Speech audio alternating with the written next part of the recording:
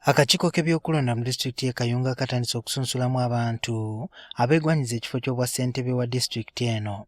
Akalulu kano kaddiddwamu oluvannyuma yali yalondeddwa Mona NUP FFK Sserubogo okufa. Abakulu okuva mu kakiiko k'ebyokulonda nga bakulembeddwamu omwogezi w'akakiiko kano Paul Bukenya, omulimu gw'okusunsulamu abeegwanyiza ekifo ky'obwa ssentebe bagutandise ku ssaawa 8 nga basoose ne Majidu Nyanzi ng'ono ye mmeeya wa Kayunga Town Council. Okwekenneenya emikono okuva mu ggombolola 13 ezikola Kayunga bye bimu ku bisinze okutwala obudde. Akulira ebyokulonda e Kayunga Jennifer Kyobutungi yakulembeddemu okusunsula. Act Cap 243 as amended, I declare Nyanzi Majid duly nominated as district chairperson for Kayunga district. Nyanzi ng'amaliriza okuyita mu mitendera gyonna atubuulidde kyazzaako. Ekimu tulina okunsuubirwamu kwe kuba nti enteekateeka nziina ngazi z'okubeera nga ntuuka ku bantu mu bitundu byabwe eby'enjawulo byonna. Ate ku ssaawa 10 akwatidde ekibiina ky'NUP Bendera naye asunsuddwa akakiiko k'ebyokulonda.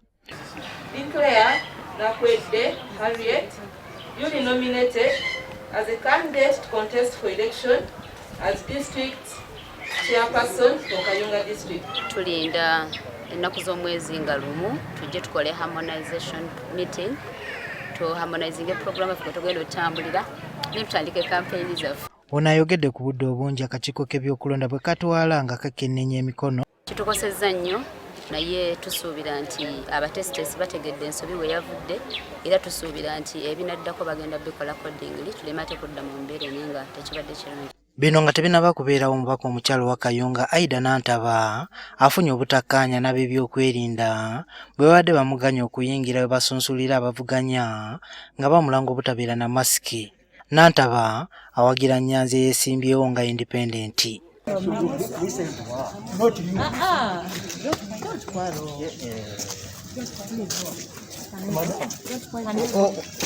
Obuzanyi obwonze tobundeetako nze.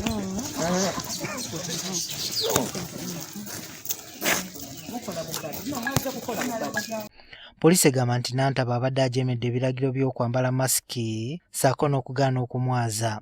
Abasirikale bwe balemeddeko ne wabawo embeera naye oluvannyuma amaze n'apondooka n'akkiriza ne bamwaza era ne masiki ne bagimuwa n'ayambala masiki. Awo n'alyoka n'atwala omuntu gw'awagira gwe twategedde nti ye Nyanzi. Kyokka n'omubaka w'ebbaala Charles Tebandeke naye alemeseddwa okuyingira gye basunsulira abavuganya. We are not even going to block you. You enter. Then we bring you from there. Akakiiko k'ebyokulonda n'abakuumaddembe bonna bateekinze sayidi mu Kayunga. Bavudde mu kuweereza bannayuganda kati baweereza bigendere. Omwogezi w'akakiiko k'ebyokulonda agamba nti abantu balina okugoberera amateeka agateekebwawo eri abavuganya naddala mu kutangira obulwadde bwa COVID-19. Era mu lukuŋŋaana olwo mwe tujja n'okuteeka essira ku muwendo gw'abantu abakkirizibwa. Naye kati ffenna tukimanyi obulabe obuli mu COVID-19 tumanyi tujja kusaba abasunsuddwamu okugoberera ebiragiro ebyo bya minisitule y'ebyobulamu. Olwaleero abantu 5 be badde balina okusunsulwa wabula olw'obudde Boniface Bandikubi, Jamiru Kamoga FFK ne Anthony Wadimba bano bakudde olunaku lw'enkya.